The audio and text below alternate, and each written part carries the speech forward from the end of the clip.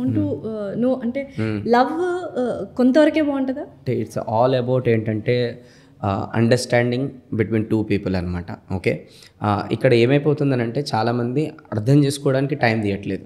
So ఇక్కడ ఏమైపోతుందనంటే కమ్యూనికేషన్లో ఒకసారి ఇలా మాట్లాడుతున్నప్పుడు అది husband wife, girl friend boy friend or boss versus employees ఎవరైనా కావచ్చు. కమ్యూనికేషన్లో ఈరోజు ప్రాబ్లం ఎట్లుందనంటే మాట్లాడుతున్నప్పుడు ఎదుటి వాళ్ళతోని ఆ ఎదుటి వాళ్ళు, ఫర్ ఎగ్జాంపుల్ మీరు నాతో మాట్లాడుతున్నారు అనుకోండి, నా మైండ్లో ఏమని నడుస్తుంటుంది అంటే మీరు ఎప్పుడు ఆపుతారా, ఎప్పుడు నేను సమాధానం ఇవ్వాలా, ఎప్పుడు నేను బెస్ట్ అని ప్రూవ్ చేసుకోవాలని చెప్పేసి నడుస్తుంటుంది.